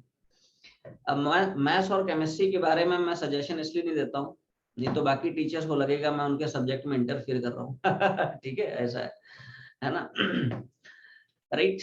तो वो कटसी ये बोलती नहीं कि बाकी सब्जेक्ट्स में इंटरफियर करना चाहिए, है ना। तुम लोग पूछोगे तो मैं एडवाइस दे दूंगा, बट है ना ऐसे अच्छा नहीं लगता है, ठीक है, राइट। तो मैं अपने आप को लिमिट कर देता हूँ, है ना ठीक है, ऐसा है फिजिक्स तक ये कहानी। और 3 और 5 का अगर आप एवरेज निकालते हो, मान लो 4 सवाल है तो 4 इंटू 4 16 नंबर, आई मीन, है ना बहुत मैटर करता है, एक एक नंबर पे 100 रैंक लटकती है, 16 नंबर तो बहुत हो जाते हैं। इसलिए मैं सबको बोलता हूँ आप प्रीवियस ईयर पेपर हमेशा बनाया करें। मार्केट में अवेलेबल है जैसे अरिहंत वगैरह का, ठीक है, तुम लोग ले सकते हो, ठीक है। जे मेंस का सॉल्व पेपर ले लो, जे एडवांस के प्रीवियस है ना 10 साल के 15 साल के पेपर ले लो, नीट के पेपर ले लो। भले ही तुम्हारा अभी मान लो 2 टॉपिक हुए हैं, 3 टॉपिक हुए हैं, लेकिन उन टॉपिक से रिलेटेड देखो नीट में कौन कौन से सवाल आए। तो इससे क्या होगा, you will have some idea कि एक्चुअली में पेपर का लेवल क्या है, आपके नीट का लेवल क्या है, मेंस का लेवल क्या है, एडवांस का लेवल क्या है। और सबसे बड़ी चीज, तुम लोग यहाँ पे किस लेवल का पढ़ रहे हो, और उससे भी बड़ी चीज तुम्हारा खुद का लेवल क्या है समझ रहे हो? तो उससे आइडिया लगेगा पेपर का लेवल है क्या, हम लोग जो पढ़ रहे हैं वो किस लेवल का पढ़ रहे हैं। अरे भले ही 2 टॉपिक हुए, लेकिन देखना मोशन वनडे में कैसे कैसे सवाल पूछ रहा है, क्या उस लेवल के सवाल हम लोग बना रहे हैं कि नहीं बना रहे हैं। आई मीन तुम जहां भी पढ़ रहे हो, केमिस्ट्री जहां भी पढ़ रहे हो, बायो जहां भी पढ़ रहे हो, मैथ्स जहां भी पढ़ रहे हो, है ना, तो देखो तो किस लेवल का पढ़ रहे हो और तुम्हारा लेवल क्या है, तो थोड़ा सा आइडिया लगेगा। तो वो करना चाहिए। आप बिल्कुल आखिरी आखिरी के लिए इसको मत छोड़ें कि नहीं नहीं सिलेबस कंप्लीट हो जाने दो उसके बाद हम पेपर बनाएंगे, नहीं भाई क्यों, अरे 2 टॉपिक हो गए ना तो उसके तो सवाल बना सकते हैं ना भाई, तो आइडिया लगेगा ना रे, है ना, किस लेवल के सवाल कॉम्पिटिटिव एग्जाम से पूछता है, हम लोग किस लेवल का पढ़ रहे हैं, उस लेवल का पढ़ रहे हैं कि नहीं पढ़ रहे हैं, है ना, राइट। कहाँ पे हमें इंप्रूवमेंट की जरूरत है, सेल्फ असेसमेंट दोस्त बहुत जरूरी है। ऐसा नहीं कि पढ़े जा रहे हैं ब्लाइंड, है ना ठीक है, वैसा नहीं, बिल्कुल सिस्टमेटिक पढ़ना है रे।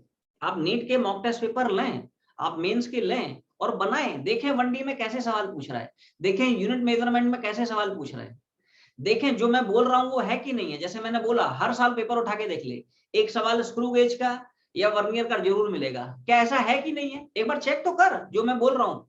मेरी बातों पे आंख बंद करके भरोसा ना करें ठीक है, पहले इस्तेमाल करें फिर विश्वास करें ठीक है ठीक है, ट्राइड एंड टेस्टेड है वैसे, है ना, सोचने की जरूरत नहीं है ठीक है, लेकिन करना है ना, थोड़ा सा एनालाइज करना है जीवन में, ठीक है, ऐसे ब्लाइंड मतलब आंख बंद करके भेड़ चाल नहीं चलनी है, ठीक है राइट। तो इन सब चीजों को करना है भाई, है ना, और ये बिल्कुल डे 1 से करना चाहिए तुम लोगों को, है ना, कि भाई जो पढ़ रहे हो उससे रिलेटेड देखो तो कॉम्पिटिटिव एग्जाम में कैसे पूछ रहा है ना, तो आइडिया लगेगा ना आपको कि नीट का लेवल क्या है, मेंस का लेवल क्या है, एडवांस का लेवल क्या है, किस लेवल का यहाँ पे पढ़ रहे हो, है ना। तो ये सब किया करो रे तुम लोग, है ना। चल आ जा। तो अच्छा सवाल है, सब लोग थोड़ा ध्यान दें, सब लोग ध्यान सुने। जैसे मान ले बस है, क्या है दोस्त, मान ले कांस्टेंट एक्सेशन ए से दौड़ रहा है, बस मान ले ए से भाग रहा है, person standing in the bus drops a ball outside the bus. मान ले इस बस में एक आदमी बैठा है ना, बैठा है खड़ा है जो है ना, ड्राइंग पे मेरी मत जाए, ठीक है भावनाओं को समझो, भावनाएं बिल्कुल प्योर है, ठीक है, ऐसा है। मान ले आदमी बैठा बैठा बोर हो गया, उसके पास बॉल है, बॉल बॉल खेलने लगा, वहीं पे शुरू हो गया, है ना, बॉल बॉल खेल रहा है ठीक है। अब उसने क्या किया, खेलते खेलते ही बोर हो गया, सोचा हटाओ फेंक देते हैं, तो उसने क्या किया, ट्रेन का जो विंडो है या बस का जो विंडो है उस विंडो से उसने हाथ बाहर निकाला और बॉल को ड्रॉप कर दिया। क्या किया, ध्यान सुनना, जब बॉल आदमी के हाथ से निकल गई है, समझ रहा ना बिल्कुल, जब आदमी के हाथ से बॉल स्लिप हो चुका है, ड्रॉप हो चुका है, ठीक है, जब हाथ में है तब नहीं पूछ रहा है, जब हाथ से कहानी छूट चुकी है, तो बता इस बॉल का एक्सेशन ग्राउंड के रेस्पेक्ट में कितना। अच्छा सवाल है, पेशेंस समझे, है ना, कंसेप्ट पकड़े, ब्लाइंड रट्टा नहीं मारना है ना।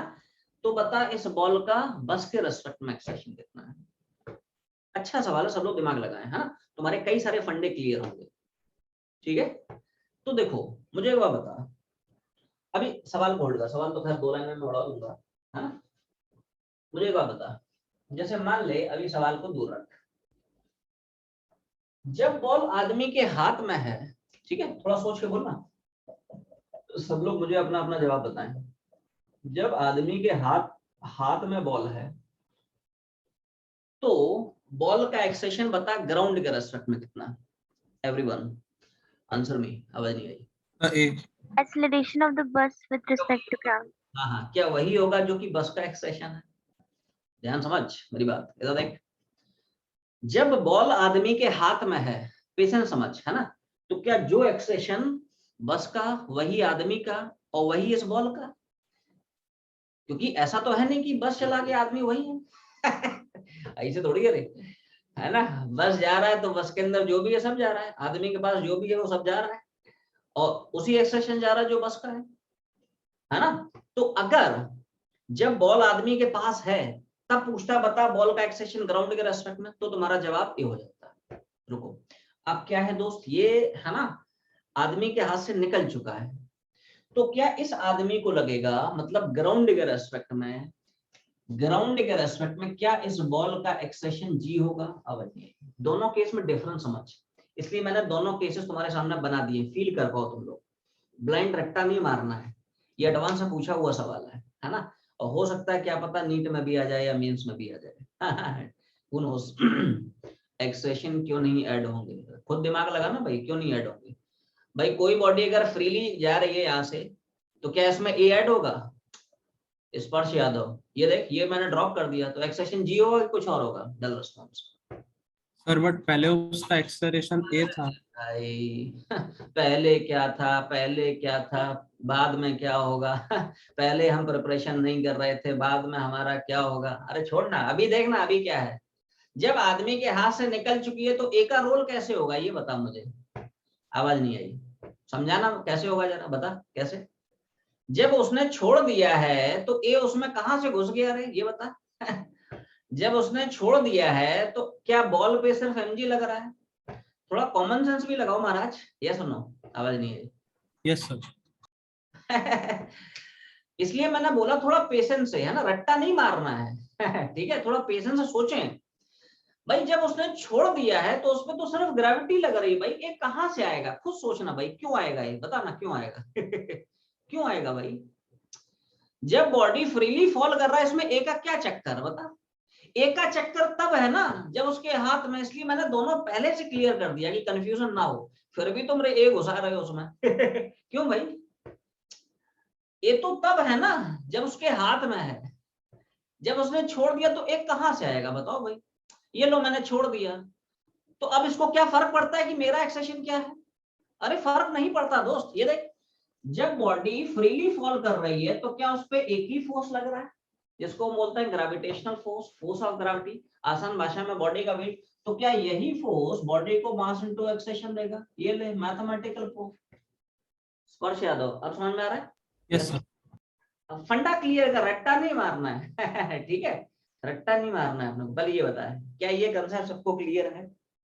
इसलिए मैंने दोनों चीजें तुम्हें बता दी कि जब आदमी के हाथ में था तब बता एक्सेशन क्या है, और जब हाथ से छूट चुका है तो अब फंडा क्लियर है। जब हाथ में है, जब उसके हाथ में है ना, तो बॉल का एक्सेशन वही जो आदमी का, और आदमी का वही जो बस का है, तो वो ए हॉरिजॉन्टल हो गया। लेकिन जब छूट चुका है तो ए का चक्कर खत्म, है ना ठीक है भाई। एक बार बताओ एवरीवन सी दिस, है ना, और डेप्थ में घुसना इधर देख। बस का जो इंजन है वो बस पे फोर्स लगा रहा है जिसकी वजह से बस के अंदर एक्सेशन आ रहा है। जब आपने बॉडी रिलीज कर दिया तो इंजन तो बस पे फोर्स लगाएगा कि इंजन अभी भी इस पे फोर्स लगाएगा, तो इसका एक्सेशन क्यों काउंट होगा? Dull response. Everyone are you understanding this? Yes, sir. Yes, sir. भाई बस का जो इंजन है बस पे लगाएगा ना फोर्स, कि बॉल हवा में तो उस पे भी लगाएगा? नहीं रुक जा मैं लगा रहा हूं स्पर्श यादव समझ रहा ना समझ नहीं आई भाई साहब। बस का जो इंजन है वो बस पे फोर्स लगा रहा है तो वो बस को एक्सेशन देगा, वो पार्टिकल को क्यों देगा? पार्टिकल तो हवा में, particle is not in contact with the bus. Everyone are you understanding this? इसलिए इसको डिटेल में बता रहा हूं, कोई फंडा तुम्हारा है ना मिस ना हो जाए, है ना, ये फंडा है दोस्त, ठीक है। The cause behind the motion of the body is force acting on the body, and the effect of force is accession which is produced in the body. आप जब फोर्स लगाएंगे तो एक्सेशन आएगा, तो फोर्स तो बस पे लग रहा है ना, फोर्स इस पार्टिकल पे थोड़ी लग रहा है, तो इसका एक्सेशन का जो इफेक्ट होगा वो तो इस पे होगा, इस पे थोड़ी आएगा। इस पे क्या है, इस पे तो सिर्फ अर्थ लगा रही है mg, है ना, तो जो फोर्स लग रहा है वो उसको एक्सेशन दे रहा है। अब मेरे ख्याल से फंडा क्रिस्टल क्लियर हो गया होगा। अब ये बात सबको समझ में आ गई, क्लियर है? Yes, sir. तो यहाँ पे अब सब लोग थोड़ा ध्यान दें, यहाँ पे पहला पार्ट तो भाई साहब आसान है, इसमें किसी को कोई शक नहीं होना चाहिए। तो देख, एक्सलरेशन ऑफ बॉल लेकिन विद रिस्पेक्ट टू ग्राउंड, क्या acceleration of ball with respect to ground, तो ये क्या मैं सीधा सीधा जी चिपकाऊंगा, ये समझो। अब समझ में आ गया होगा। अब ये मत बोल देना, अब वो सिर्फ जी रहेगा, समझ में आ रहा ना, वो क्या रहेगा, जी रहेगा। ये बात समझ में आ रही? अभी एक और फंडा तुम लोगों को बताऊंगा, टेंशन मत ले, है ना, ये अच्छा सवाल है ना, इसमें कई सारे फंडे तुम्हारे क्लियर होंगे, टेंशन मत लो। एक और कंसेप्ट तुम लोगों को समझाऊंगा, ठीक है, मजेदार कंसेप्ट। तो पहले ये बता, पहला पार्ट समझ में आ गया कि बॉल का मतलब, इस आदमी से अगर मैं पूछता हूँ, ये जो स्टेशनरी ऑब्जर्वर है, इसको अगर मैं पूछता हूँ कि तुम्हें कैसा लग रहा है, मतलब तुम्हारे रसट में बॉल का एक्सेशन क्या है, तो ये क्या बोलेगा, जी डाउनवर्ड्स। इतनी बात समझ में आ गई, ठीक है। अच्छा, अगर मैं इसको तुम्हें वेक्टर फॉर्म में पूछता कि बता acceleration of ball but with respect to ground, तो क्या मैं इसको वेक्टर फॉर्म में ये लिखता, Yes, sir. Yes, sir. अरे यूनिट वेक्टर चिपकाना रहे, उसमें कोई है ना रॉकेट साइंस थोड़ी है, आवाज नहीं आई। ये इकलौता सवाल है जिसमें दिमाग लगाने की जरूरत है, बाकी सारे फॉर्मूला बेस्ड है ना। ये अकेला सवाल है जिसमें दिमाग लगाना पड़ेगा तुम्हें, है ना, क्योंकि एडवांस का है। ठीक है, लेकिन पूछ सकता है रे, है ना, पूछ सकता है नीट में भी, ठीक है। तो देखो क्या वेक्टर होता है, उसका मैग्नीट्यूड इनटू उसका डायरेक्शन का यूनिट वेक्टर। तो मैग्नीट्यूड कितना जी, और भाई साहब ऊपर होता तो प्लस जे, लेकिन नीचे है इसलिए मैंने माइनस जे चिपका दिया, ठीक है। अब ध्यान सुनना, अगर मैं तुमसे पूछता एक्सेशन ऑफ बस लेकिन ग्राउंड के रेस्पेक्ट में, वेक्टर फॉर्म में बता, आवाज नहीं आई, क्या ये बात चमकी? Yes, Yes. sir. Yes, sir.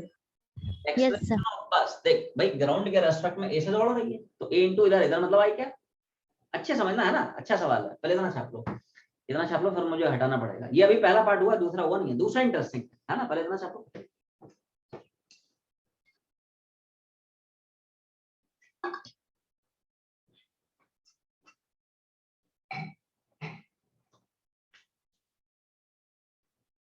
बोलो भाई, चल मैं Done, sir. छाप लिया, एक मिनट बता रहा हूँ।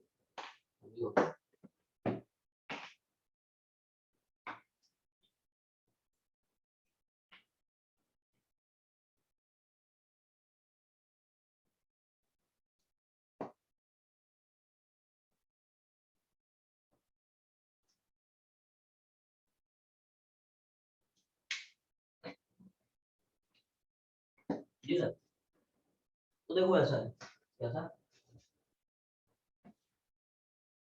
अब इसका सेकंड पार्ट इंपॉर्टेंट है, ये तो हमने फर्स्ट पार्ट बनाया है, हाँ? देखो सेकंड में क्या पूछ रहा है, बता इस बॉल का लेकिन बस के रेस्पेक्ट में एक्सेशन कितना है। ये तो हम लोग बॉल का ग्राउंड के रेस्पेक्ट में देखें, रुक जा, क्या पूछ रहा है, acceleration of ball with respect to, ये इंटरेस्टिंग है, इसमें थोड़ा ध्यान से सुनिए। तो बॉल का बस के रेस्पेक्ट में क्या मैं लिखूंगा, acceleration of ball minus acceleration of bus, ये सुनो, रिलेटिव एक्सेशन का फॉर्मूला यूज होगा, ये सुनो, बॉल का एक्सेशन बस के रेस्पेक्ट में, बॉल का माइनस बस का, acceleration of A related to B is acceleration of A minus acceleration of B. आवाज नहीं आई, ये सुनो। Yes, sir. Yes, sir. अच्छा ध्यान सुन, क्या ये जो एक्सेशन होंगे वो ग्राउंड के रेस्पेक्ट में होंगे, इसलिए मैं डायरेक्टली ग्राउंड के रेस्पेक्ट में पहले लिख दिया है। Acceleration of A with respect to B क्या पड़ता है, acceleration of A minus acceleration of B, और क्या acceleration of A and acceleration of B ये उनके एब्सोल्यूट एक्सेशंस होते हैं, that is their accelerations with respect to ground only, है ना। तो यहाँ पे ये आपको चाहिए बॉल का ग्राउंड के रेस्पेक्ट में, क्या पहले निकाल चुका है, ये देख वेक्टर फॉर्म में, ये क्या है, बस का ग्राउंड के रेस्पेक्ट में, अपने को पता था जरूरत पड़ने वाली है तो पहले निकाल लिया है ना। ये दोनों एब्सोल्यूट एक्सेशंस हैं ग्राउंड के रेस्पेक्ट में, चिपका रहा हूं देख। तो बॉल का बस के रेस्पेक्ट में होगा, अब देख बॉल का ग्राउंड के रेस्पेक्ट में माइनस बस का ग्राउंड के रेस्पेक्ट में, ये आ गया है इन वेक्टर फॉर्म, इसका मैग्नीट्यूड निकाल सकते हो। तो क्या इसका मैग्नीट्यूड मैं लिखूंगा, क्या इसका मैं मैग्नीट्यूड लिखूंगा this number under root Yes, of sir. के कोएफिशिएंट का स्क्वायर प्लस जे के कोएफिशिएंट का स्क्वायर। ये सवाल था जो पूछा गया। पहले बता कितना क्लियर है, कितना क्लियर है। तो आंसर तुम लोग ये लिखोगे कि साहब बॉल का ग्राउंड के रेस्पेक्ट में एक्सेशन जी, ये मैग्नीट्यूड है और वेक्टर फॉर्म में ये है, और बॉल का बस के रेस्पेक्ट में ये मैग्नीट्यूड है और ये वेक्टर फॉर्म में this is acceleration of ball with respect to bus in vector form, this is in magnitude form. Clear? अच्छा मान लो इसी में एक सवाल पूछता हूँ, बोलो पूछ सकता हूँ? सवाल हो गया, वैसे ऐसे ही टाइम पास कर रहा हूँ, है ना। 5 मिनट बचे, 5 मिनट बचे, कैसे भी टाइम पास करता है ठीक है, सुन ध्यान से। अच्छा कोई मुझे बताएगा इसका डायरेक्शन क्या है? Anyone tell me direction of acceleration of ball with respect to bus. Achala बताएगी, बोल what would be its direction. सो गई, क्या करेगी क्या? हाँ श्वेता बताएगी। Southwest. हाँ हाँ साउथ वेस्ट, अच्छा हाँ। और कोई? स्पर्श यादव बताएगा, बहुत डाउट पूछता है, बोल अब मैं पूछ रहा हूँ बोल रहे, आवाज नहीं आई। तो प्लॉट करना पड़ेगा, उसके बाद tan थीटा लगाएंगे तो थीटा के टर्म्स पे आएगा डायरेक्शन। लगाएंगे लगाएंगे, ठीक है, मुझे आंसर बताओ। हाँ बोलो आंसर बताओ क्या आंसर बताना, बहुत मारूंगा आंसर नहीं। सॉल्व हाँ हाँ कर ले। और कोई बता, सृजन, युगल, एनीवन? हर्षल बताएगा, हाँ बोल हाँ बोल, नहीं बताओ अरे, चलो बहुत अच्छा। तो स्क्रू लॉ लगाएंगे। हाँ क्या होगा? तो स्क्रू लॉ। स्क्रू लॉ लगाएगा लगा ले स्क्रू लॉ लगा ले। और बोलो, मैं ऐसे ही बस जानना चाहता हूँ तुम्हारे विचार क्या है,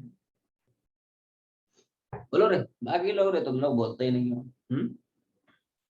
बाकी जनता क्या विचार है, मतलब क्या कहना चाहते हो? चुप रहना चाहते हैं, नहीं तो भाई साहब देखो ऐसा है, जो लोग ईस्ट वेस्ट नॉर्थ साउथ चिल्ला रहे हैं उनको मैं समझा दूं। यहाँ पे you can not express this direction in terms of east west north south. ये बात बता कितना लोगों को समझ में आती है, आवाज नहीं है। पहले तो ये बता, जो लोग ईस्ट वेस्ट नॉर्थ साउथ चिल्ला रहे हैं, है ना, उसके टर्म्स में हम एक्सप्रेस नहीं कर सकते हैं। पहले बता, क्या ये बात तुम्हें समझ में आती है? Yes sir. Yes, sir. एक बात बताओ, ईस्ट वेस्ट नॉर्थ साउथ तो सब क्या होता है, हॉरिजॉन्टल में होता है। एवरीवन सी दिस, ये हॉरिजॉन्टल प्लेन है दोस्त, है ना। ये देखो ईस्ट वेस्ट नॉर्थ साउथ, यहाँ पे क्या है, ये जो डायरेक्शन आएगा, क्योंकि जी तो वर्टिकल में है ना, ये देखो वर्टिकल में आ रहा है, तो वो हॉरिजॉन्टल प्लेन में रहा ही नहीं। तो how can you express this answer in terms of east west north south? ऐसा है, वो कहानी खत्म हो गई रे। इसको ना हमें वर्टिकल से किसी एंगल की फॉर्म में एक्सप्रेस करना होगा। You have to express your answer in terms of angle made by the vector to the vertical। देखो मैं प्लॉट करके बता रहा हूँ, इसमें पहले तो मैं प्लॉट कर रहा हूँ, तो देखो सब लोग ध्यान दें। माइनस ए आई, तो माइनस ए आई दोस्त इधर होगा, ये सुनो। अच्छा प्लस होता तो ऊपर जाता, लेकिन माइनस जीजे है तो क्या मैं नीचे उतारूंगा, ये सुनो। तो क्या this vector plus this vector it should be equal to this vector, आवाज। तो क्या ये वेक्टर होगा जो डिनोट होगा माइनस जीजे माइनस ए आई से, और क्या यही तो अपना acceleration of ball but with respect to bus है, आवाज। ये सुनो, using triangle law of vector addition, 10 vector plus 10 vector it should be equal to 10 vector. तो ये वेक्टर क्या हो गया, माइनस ए आई माइनस जीजे, और यही तो है acceleration of ball with respect to bus. तो ये जो डायरेक्शन है, बहुत सारे लोग सोच रहे होंगे ये हो जाएगा क्या वेस्ट, ये हो जाएगा साउथ, साउथ वेस्ट। ना ना ना ना ना, आप ऐसे सोचें, इधर देखें एवरीवन सी दिस, ये माइनस ए आई है और ये वर्टिकल प्लेन में जा रहा है, तो 10 प्लस 10 बराबर 10, आपका वेक्टर ऐसे जा रहा है, एवरीवन सी दिस। ये हॉरिजॉन्टल थोड़ी है, हॉरिजॉन्टल तो ऐसा है ना, ये डायरेक्शन ऐसी जा रही है दोस्त, माइनस ए आई माइनस 10, तो 10 प्लस 10 मतलब कुछ ऐसे जा रहा है, तो ऐसे को तुम थोड़ी एक्सप्रेस कर सकते हो ईस्ट वेस्ट नॉर्थ साउथ, ना ना ना ना। ऐसे केस हम बताएंगे कि ये वेक्टर वर्टिकल से कितना एंगल बना रहा है, तो इस तरह से हम डायरेक्शन यहाँ पे एक्सप्रेस करते हैं ना। तो देखो इधर देख, यहाँ पे ना मैं मान लेता हूँ साहब ये जो वेक्टर है ये वर्टिकल कुछ थीटा बना रहा है, क्या ये थीटा होगा तो ये भी थीटा होगा भाई। तो क्या है रेक्टेंगल ट्रायंगल में तुम्हें ये वाला समझ आई? सब सो रहे हैं अब यस सर। समझ पा रहे हो? Yes. Yes, Yes, sir. sir. Rectangle triangle tan theta क्या है, इसका मैग्नीट्यूड मैग्नीट्यूड तेरे cos से ही होगा ना, डिवाइड बाय इसका मैग्नीट्यूड वो भी cos से होगा। तो क्या थीटा की वैल्यू तुम्हें चमक गई, tan inverse of a by j। ये सर यस सर। इस केस में आंसर ऐसा लिखेगा क्या, इधर देखो कि साहब डायरेक्शन ऑफ, वैसे पूछ नहीं रहा है सवाल में, एडवांस का जो सवाल है ना उसमें सिर्फ मैग्नीट्यूड पूछा था, लेकिन जहां पे उसका खत्म होता है अपना वहीं से शुरू हो जाता है, क्या करो आदत से मजबूर है ठीक है, तो इसलिए मैं बता रहा हूँ। ठीक है, थोड़ा सा मैं तुम्हें ये सवाल इसलिए बता रहा हूँ कि यहाँ पे हमें नॉर्थ ईस्ट वेस्ट साउथ इस फॉर्म में नहीं लिखना है, इसके लिए ये सब समझा रहा हूँ, है ना। Direction of acceleration of ball with respect to bus, ठीक है, इज एट एन एंगल क्या, tan inverse of a by g, क्या tan inverse of a by g to the vertical। तो ऐसे लिखोगे, ईस्ट वेस्ट नॉर्थ साउथ का चक्कर यहाँ पे नहीं होगा, समझ में आ गया क्लियर है, समझ में आ गया सबको। वैसे तो मैं सर मैग्नीट्यूड पूछ रहा था, है ना, बट डायरेक्शन अगर पूछता तो इस तरह से लिखते हैं कि भाई रिजल्टेंट जो एक्सेशन है वो वर्टिकल से इतना एंगल पे है, tan inverse ऑफ जो भी है ना।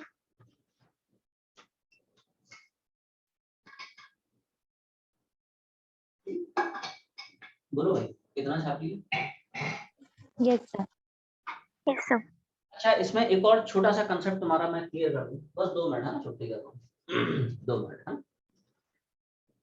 इसमें एक और छोटा सा कंसेप्ट क्लियर कर दूं, पता है ना एडवांस वाला सवाल हो गया, लेकिन जहाँ पे उसका खत्म होता है अपना वहीं से शुरू होता है। तो एक और इसमें एडिशनल फंडा बता दूं, here I would like to add one more point on this, कि तुम्हारा फंडा क्लियर कर दूं, इस पर बेस सवाल बन सकते हैं। वैसे ये सब चीजें हम लोग प्रोजेक्टाइल में और डिटेल में पढ़ेंगे, बट एक बात आई है तो मैं छोटा सा फंडा क्लियर कर दूं। इधर देख, जैसे मान ले, सब लोग थोड़ा ध्यान सुनना, एक बस है, ठीक है, ध्यान सुनना, v वेलोसिटी से जा रहा है, ठीक है, मान ले बस के ऊपर एक आदमी बैठा है, ठीक है, बोलोगे बस के ऊपर क्यों बैठा है बस भर गई ना रे, जगह वगैरह नहीं है, हमारे यहाँ यूपी में ऐसे ही होता है, ठीक है ना, पब्लिक बहुत ज्यादा है ठीक है, जगह मिलती नहीं तो ऊपर चढ़ जाते हैं लोग, है ना इधर देख, रायपुर में ऐसे नज़ारे काफी कम है, बट यूपी में ऐसे नज़ारे काफी कॉमन है, ठीक है, देखेंगे नहीं जैसे मान ले आदमी है, ठीक है, आदमी ने बस के रेस्पेक्ट में एक बॉल को वर्टिकली अपवर्ड्स यू से फेंका रुको रुको, velocity of ball with respect to bus, with respect to bus, ये मान लो u है। तो सोच के बोल, जब ये बॉल आदमी के हाथ से निकल गई है तो उसकी ग्राउंड के रेस्पेक्ट में, I am asking velocity of same ball with respect to ground, सोच के बोलना, सोच के बोलना, क्या वो u होगी, क्या वो v प्लस u होगी, या क्या वो under root of u square plus v square होगी। Everyone try and answer me. Under root of u square plus v square. अब ये स्पर्श यादव तुम्हें समझ में आ गया है ना अब तुम्हें भाई साहब बात समझ में आ गई। हाँ, बाकी लोग सोचें बाकी लोग जो है सोचें, बोलो भाई, सब सो गए, पिन ड्रॉप सन्नाटा, क्या तुम लोग जाग रहे हो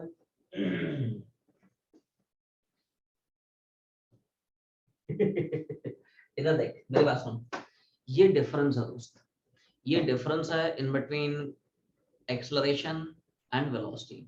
जब आप किसी फ्रेम से बॉडी को फेंकते हैं तो उस फ्रेम की जो वेलोसिटी है वो बॉडी में हमेशा इंक्लूड हो जाती है, फ्रेम का एक्सेलरेशन बॉडी के एक्सेशन में इंक्लूड नहीं होता है। ये सुनो, Yes, sir. Yes sir. इधर देख, मैंने इस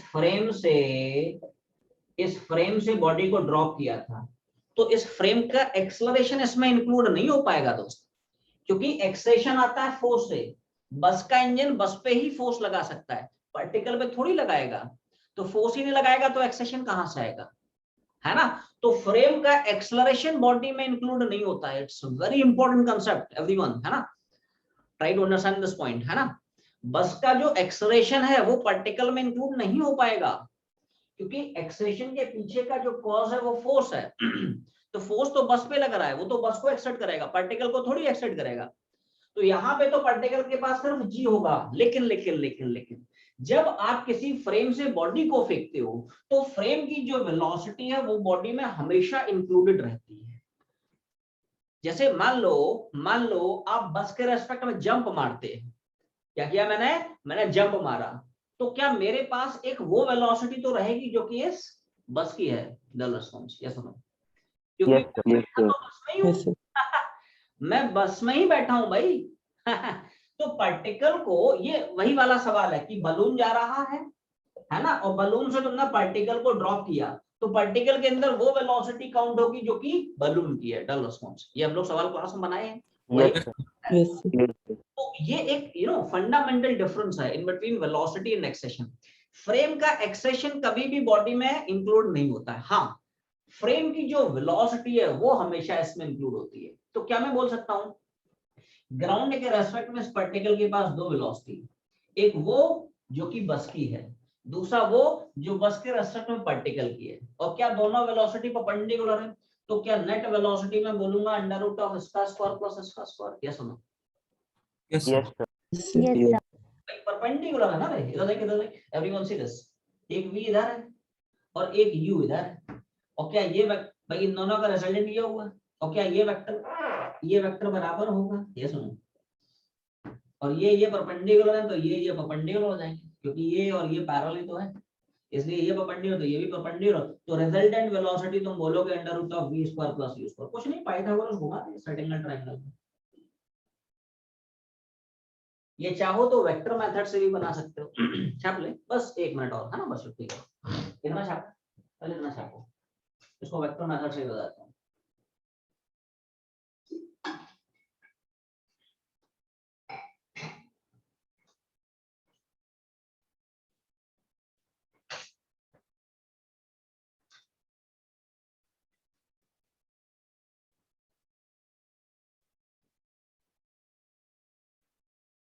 ऑल्टरनेट अप्रोच, क्या मैं acceleration of ball with respect to bus लिखूंगा, एक्सेशन नहीं वेलोसिटी।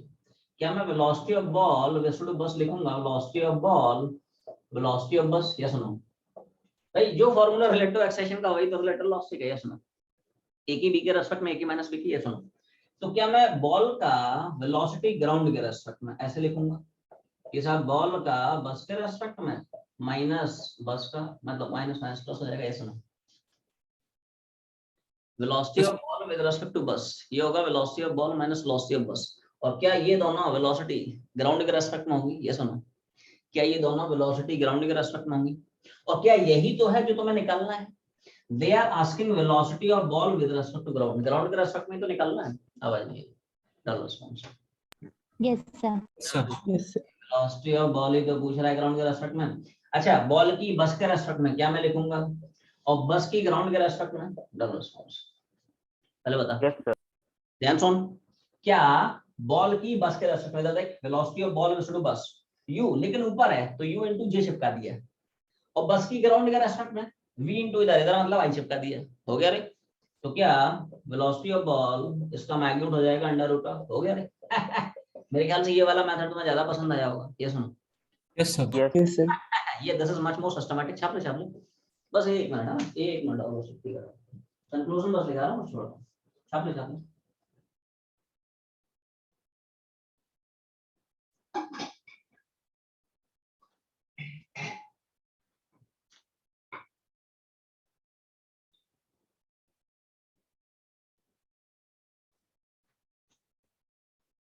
बोलो भाई, इतना छाप लिए।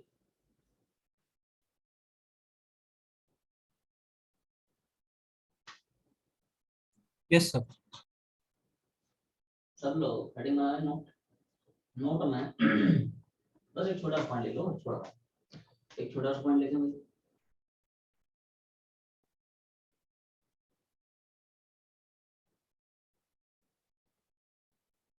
when a body is projected from a frame, when a body is projected from a frame, then velocity of frame is included. Velocity of frame is included in the velocity of bus. Included in the velocity of bus.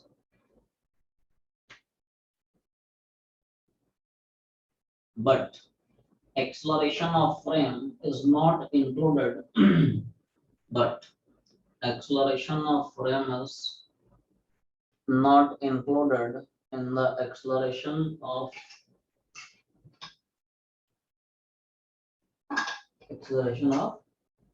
frame is not included in the acceleration of the body. देखिए, तो ये final concept है जो आप लोगों को याद रखना है। क्या?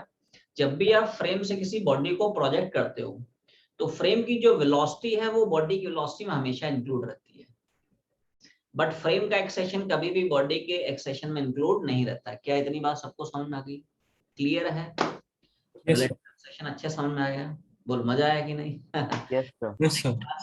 इस क्लास से हम लोग मैन एंड रेन प्रॉब्लम्स करेंगे और swimmer and river problems discuss करेंगे। ठीक है, तब तक पढ़ाई करते रहें। All the very best. चलो भाई, bye bye everyone. Thank you, sir. Thank you, sir. Bye, sir. Yes, sir. Sir last class की रिकॉर्डिंग भेज दीजिए। हाँ हाँ बिल्कुल बिल्कुल भेज देता हूँ। सर कल से ऑफलाइन आना है क्या? अभी बताऊंगा रे, बताऊंगा अभी नहीं, है ना? अभी बताऊंगा। कल तो वैक्सीन लगवाया, अभी डॉक्टर ने 2-4 दिन, है ना, रेस्ट करने को बोला है ना?